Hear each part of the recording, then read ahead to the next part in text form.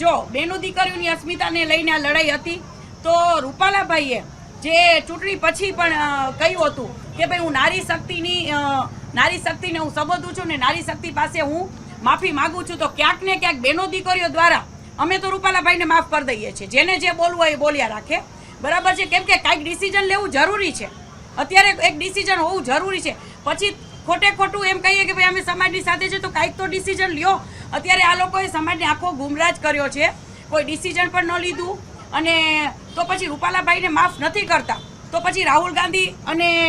ઉમેશભાઈને શું કામ? તો પછી એ લોકો પાસે પણ માફી મગાવો, કેમ એ લોકો પાસે કંઈ બોલતા જ નથી આ લોકો? જી, અને કોઈ પણ એક વ્યક્તિ કોઈ પણ હશે, ચાહે એ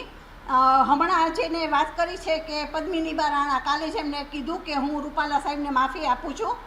તો મને નથી સમજાતું કે રૂપાલાને માફી આપવા માટે પદ્મિનીબા કોણ છે? એની પહેલાં પદ્મિનીબાએ જ તે જયરાજસિંહને કીધેલું હતું કે ભાઈ જયરાજસિંહ કોણ માફી આપવા માટે, તો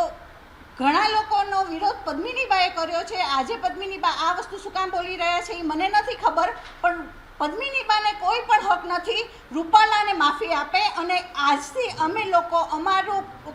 કરણી સેના પદ્મિનીબા વાળાનો બહિષ્કાર કરે છે, પણ પદ્મિનીબાનો બહિષ્કાર લગભગ કાલનો જે વિડીયો આવ્યો છે એમના પછી અમારા જેટલા બી ગ્રુપ છે એ બધા જ ગ્રુપમાં પદ્મિનીબાનો બહિષ્કાર। હવે આપ જે પૂછી રહ્યા છો તો આંદોલનને વિરામ કોઈ પણ હિસાબે આપવામાં આવશે જ નહીં। હવે એક બે જણા જે કહે છે કે ભાઈ વિરામ આપવામાં આવ્યો છે કે ભાઈ અમે રૂપાલાને માફી આપી દીધી છે, તો રૂપાલાને માફી આપવા માટે કોઈ એક જણું નથી, સમાજ આખો જે છે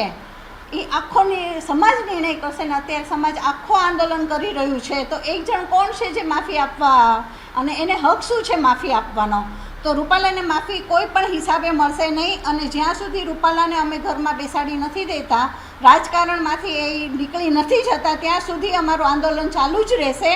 તો આજે પદ્મિનીબા વાળા જે છે એણે એવું કીધું કે અમે